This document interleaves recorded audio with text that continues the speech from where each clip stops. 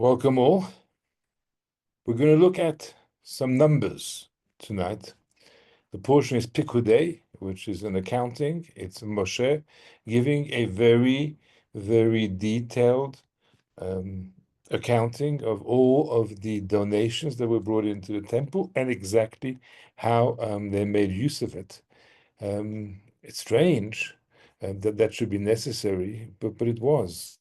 The, regardless of the high status of Moshe and the tremendous respect that they had, a man who just come down from Mount Sinai, where he was given these instructions by Hashem. Um, yeah, when people are in charge of communal funds, murmuring starts. Did you notice that?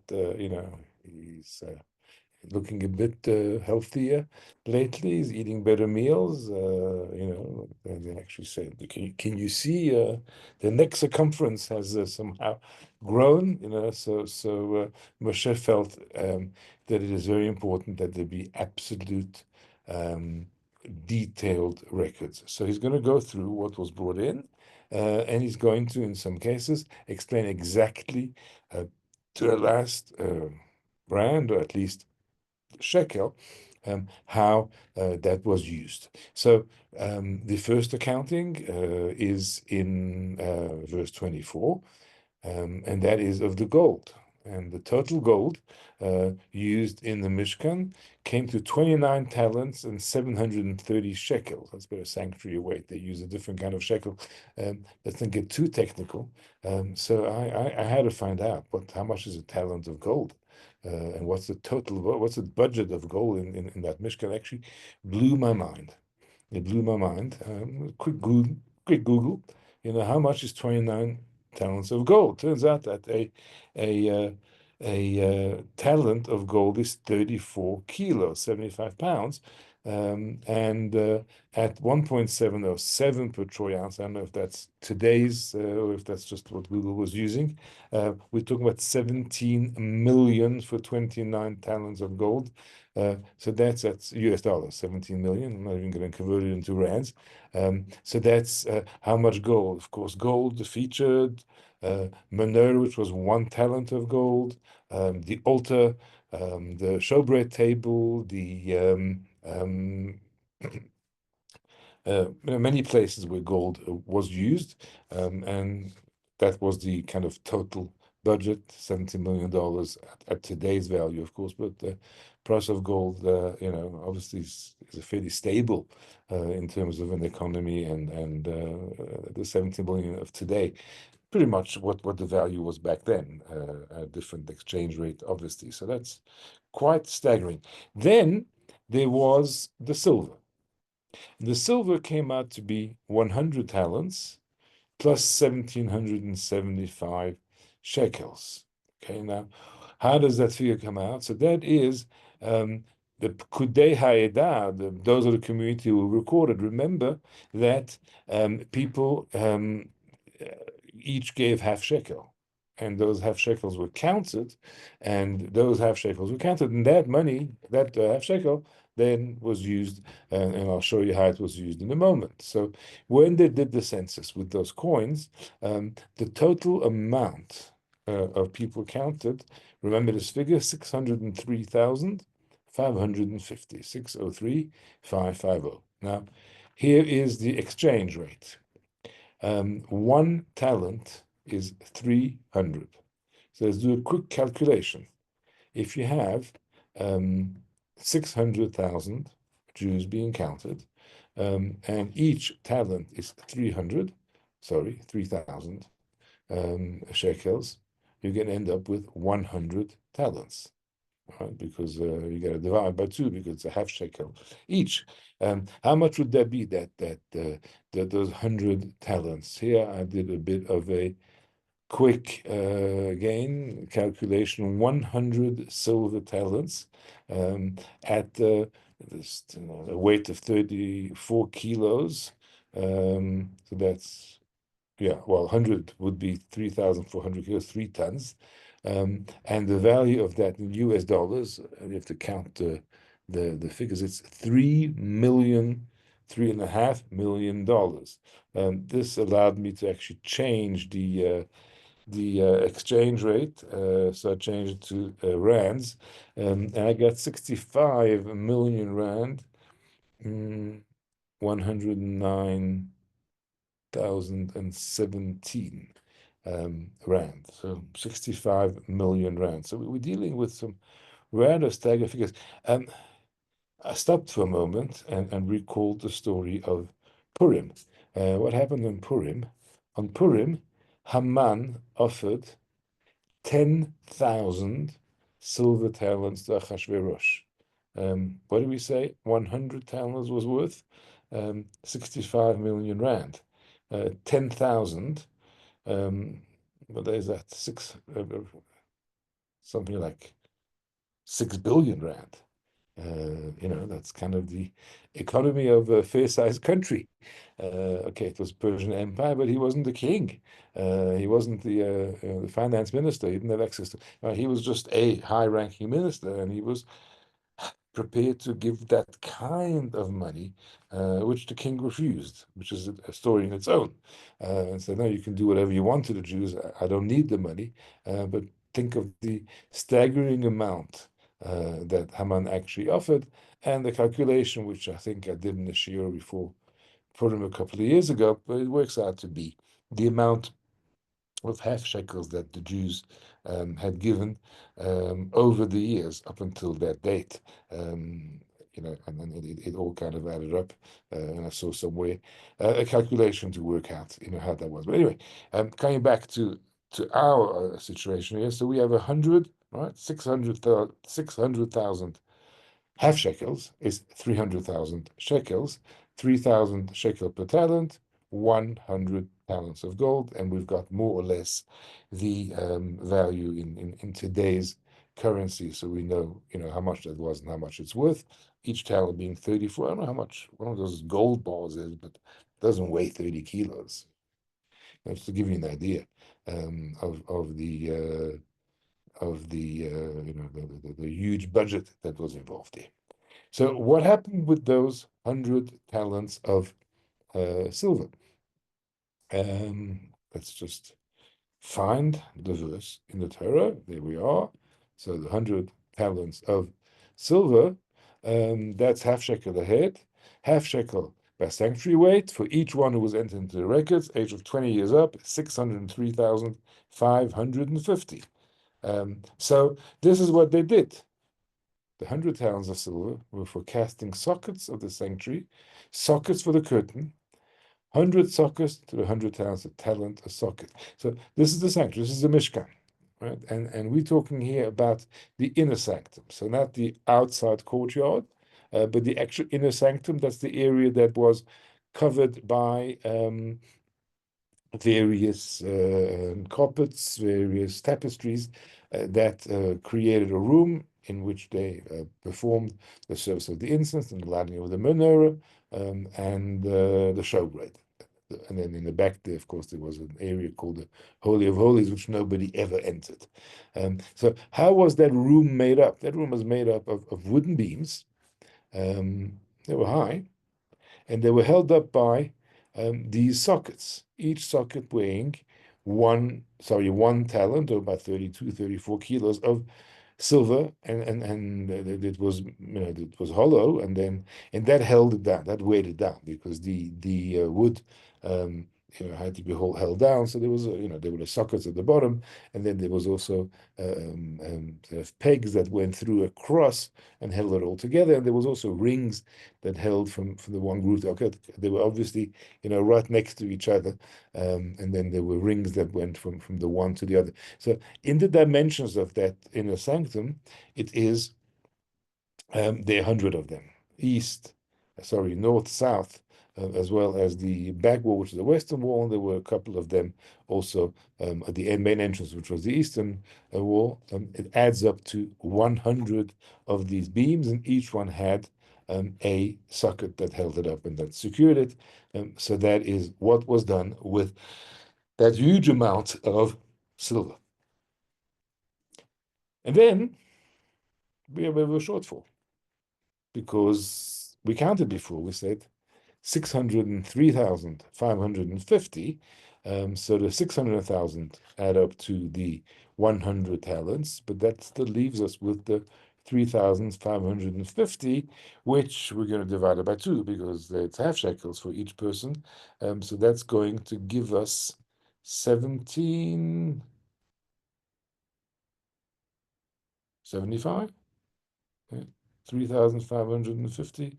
Maybe I got it wrong, but the Torah is going to help me here. So if I got it wrong, I'll be corrected in a moment.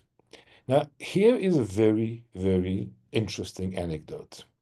And the trap, as well as the punctuation, is going to tell us a bit of a backstory of what happened. Also, interestingly, when the Torah is read on a Monday and Thursday, we stop at this point. After the verse that tells us 300,000 shekel or 100 talents, at that point the aliyah ends and we start. The new aliyah begins with the words, where are they? With the words, and the 1,775 shekels. What did he do with that? And the Medrash tells us that Moshe drew a blank, that suddenly he could not remember what had happened to it. He knew exactly, he was accounting for every cent, for every rand, for every gram of silver and gold, copper that he had collected. And there, he's stumped. He doesn't remember. His mind froze at what happens to the 1,700. What's the number there? 1,775. That's what I said. 1,775 shekels. That's 3,550 half shekels. And then he remembered. He remembered. Um, and when it's read from the Torah, there is that interesting trope, not very common. It's called the Azlagerish. Um, and in Torah reading, it goes Veta Elef, as if it's like a discovery. And the 1,775 shekel, Moshe suddenly remembered. We have a fascinating comment by a, I think, 18th century a great rabbi in Krakow. He was called the Megale Amukot. He says, do you know how Moshe remembered the 1,775 shekels? Rabbi Akiva told him. Rabbi Akiva came to him, and now there's a few thousand years between Moshe and Rabbi Akiva. But Rabbi Akiva is the one who comes and he tells him, this is what happened to the 1,775 shekels, which is a very strange comment. He was a great Kabbalist and he wrote an amazing comment. But I mean, what's the idea of Moshe suddenly being visited by Rabbi Akiva, who was whispering in his ear, 1,775 shekel, they were used for the hooks for the posts. And where's that coming from? Well, let's just talk about Rabbi Akiva for a bit. Rabbi Akiva has a role in the Torah, the receiving in this building of the Mishkan and the handing over the Torah to Moshe Rabbeinu. He is Talmud, Gemara tells us Rav Yehuda, quoting Rav, says, when Moshe came on high, he found Hashem sitting in tying crowns the letters of the Torah. Now we may be familiar. You've seen the Torah scroll. On certain letters, there are little crowns that are attached on a shin, on an ayin, a tet, a nun, and zayin, gimel, and tzadi. There, they have those crowns. And Moshe says to Hashem, like, what's stopping you from giving the Torah without these additions of the crowns? What's the necessity? What's the importance of having crowns? And this is the answer Hashem gives him. He says, well, there's a man who is destined to be born after many generations. His name is Akiva ben Yosef, famous Rabbi Akiva. He is destined to derive from each and every thorn of these crowns mounds upon mounds of halachot. It is for his sake that these crowns must be added to the letters of the Torah. So there is somebody called Akiva ben Yosef, who's going to be living a couple of thousand years from now. And he is going to be able to explain all those little crowns, not just the crowns, but every thorn, every little, don't know what you call them, those little thorns, as they say. That's from the word in Hebrew, kotz. And he's going to be able to derive halachot from all of this. So it's not in vain, it's not just decorative, it has a purpose, it has a meaning. So Moshe is fascinated by this and says, well, how about, I meet him? And Hashem says, yeah, sure. Turn around and you'll be in his yeshiva. And Moshe wins and he goes and sits all the way in the back. And Rabbi Akiva is teaching and he doesn't understand what is being studied in the yeshiva of Rabbi Akiva. And, Moshe, it falls apart. He says, I'm supposed to be this great Moses. I'm supposed to be the one that brought the Torah down straight in the world. 2,000 years from now, this is going to make no sense. My teachings, what is this all about? But then he listens on, and Rabbi Akiva, is discussing with one of the students, and the student says, well, where do you take this from? He says, it's a tradition. It's a halacha leMoshe miSinai, it said in Hebrew. It's a halacha which was transmitted by Moshe to Moshe on Mount Sinai. And his mind was put at ease, and he realized that, all that they were learning was part of the Torah that he was about to receive there at Mount Sinai, and it was all part of it, and therefore he was the messenger, even of stuff which he couldn't at that point comprehend, as Torah would develop. Through the oral law and through discussions in the Talmud, this would be the form of Torah as it would be. So that is Rabbi Akiva. Rabbi Akiva sitting there and discussing the inner meanings of all those little crowns, of those things in the Torah that we don't even see have meaning, and yet they do. So let me stop for a moment and let's try to understand. Why did Moshe kind of miss out on essentially 3,550 Jews? How does it work? We have a tradition that there are 600,000 letters in the Torah. Exactly how that count works, that's for a different time. That basically means that each Jew has got an intrinsic, deep connection with the Torah. Sometimes it's obvious, sometimes it's not. Sometimes there are people that appear to be so disconnected from Torah. Now, there's the way you and I would look at a human being, and there's the way Moshe would look at a human being. You and I see a person, they're Jewish, ostensibly, less so, and then we say, well, what's their connection with Judaism? What's their connection with Torah? But we see everybody, and then we try and see, at what point they are connected, and at what point maybe, if you my job, in fact, it's everybody's responsibility. How can we connect them deeper and further with Torah? That's not how Moshe looks at things, because Moshe is a divine human being. He looks at the Torah and he sees, this letter in the Torah, which Jew does it correspond to? So when Moshe looks at the Torah, he sees 600,000 Jews because there's 600,000 letters. He doesn't see beyond that. So his vision is limited by the Torah that he sees.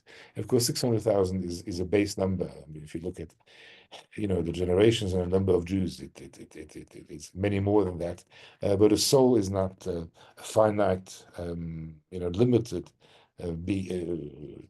what we call soul. A concept, a being. It can be divided. Husband and wife share soul, and different people in the world, share one soul. There's 600,000 general souls, but they subdivide. Moshe sees the letters of the Torah, and he sees the Jews that are connected, and the Jews that are peripherally kind of connected way out there, he doesn't see them. So his vision stops at 600,000. And there's 3.5. He kind of doesn't see them. And that's why he had this mental block. And that's why he says, well, what happened to the rest of the silver? We count the Jews, but I can only see those 600,000. I can't see beyond that. Rabbi Akiva comes to whisper into his ear. Um, and let's look back at Rabbi Akiva's early days. His connection with Torah started at the age of 40. He was married to a gem of a woman called Rachel, and she encouraged him. Um, this is a statement made by Rabbi Akiva in his earlier life, uh, when he says, if I were to meet a Torah scholar, I would bat him like a donkey. And the student said to him, no, the idiom is you'll back him like a dog. He says, no, a donkey bites and he breaks bones. A dog just bites. In other words, his hatred for Torah scholar was vicious. His alienation from Torah was powerful. So Rabbi Akiva has got a different way of looking at things. Rabbi Akiva can see an individual, and he can connect with the Yiddishkeit at a deeper level. And Moshe, no, well, he was very deeply connected, with Torah, and he was looking at it from a totally, different angle. I read recently, it's an old story, but I read it again this morning, of a man who I think was at the Kotel, and he saw there was somebody hanging around there, dark-looking fellow, black curly hair, obviously Sephardi, Yemenite, and he kind of seemed lost and didn't seem like he had where to be on Friday night. So he invites him into his home, and they're sitting and they're singing and talking, and the head of the household turns to this young man who introduces himself as Machi, and he asks him, if there's any particular song that they'd like to sing. He says, yes, there was a song you sang earlier at the service and the prayers that we had together, and it really kind of resonated with me. Can we sing it again? So he didn't remember the words, and they started going through and guessing, is it the Chunaranana, is it Shir Hashem, is it the Anav. Anyway, finally, they got there. It was the Chadodi, I don't know which tune, but the Chadodi seemed to really resonate. And then when they finished singing it, quite unusual because normally the Chadodi is sung in shul, it's not sung at the Shabbos table. When they finished singing it, he says, can we do it again? And then when they finished the second time, he made them repeat the song over and over and over. And he was extremely emotional.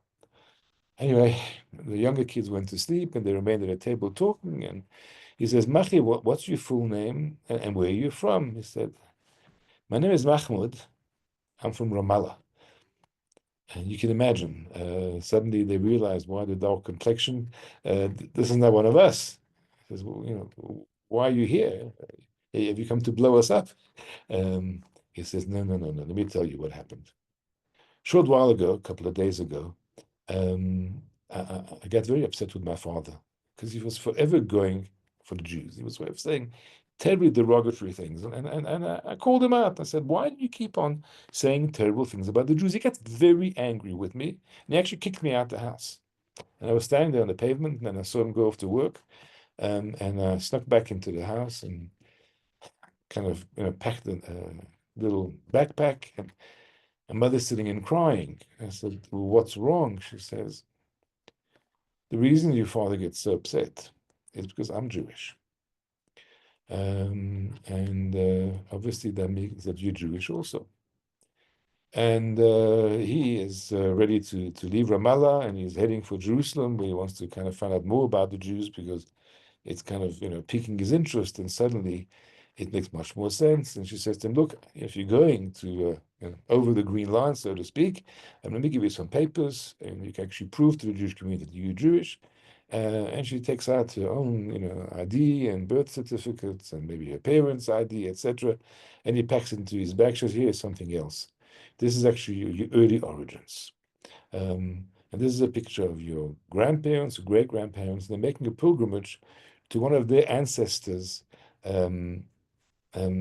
graves somewhere in the north of Israel. And she kind of takes a picture, which means nothing to him, and he puts it in his bag. He's not sharing the story with his hosts, his Friday night hosts.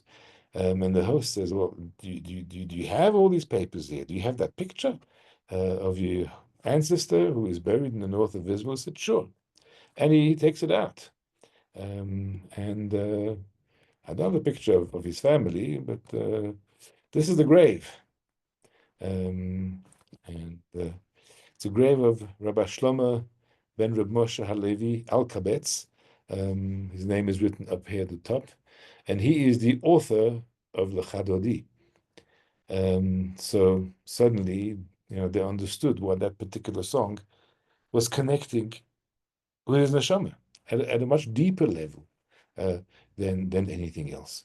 So that is what Rabbi Akiva was pointing out to Moshe Rabbeinu, that the Jews who are connected, but that connection goes, somewhere very deep, and not in an obvious way. Those are not the sockets of the building of the Mishkan. Those are the external hooks. The hook connects. They're connected, not in a powerful way, but there's that connection that is there, and they're part of Klal Israel. So it's 603,550. And that's how we account for those 1775 full shekels, or 3,550 whole shekels. Moshe Rabbeinu, of course, is stuck with his vision. Rabbi Akiva clears up his vision. The word Akiva is connected with the word Akev, the heel. There is a famous verse that deals with the concept, the idea of a heel. A verse which is interpreted in many different ways by commentaries. It's the verse in the portion of Akev. Here we go. Haya Akev Tishmun, if you obey these rules and observe them carefully, Hashem will maintain faithfully the covenant made on earth, on oath with your fathers. But that word Akev is unusual. It means because or if.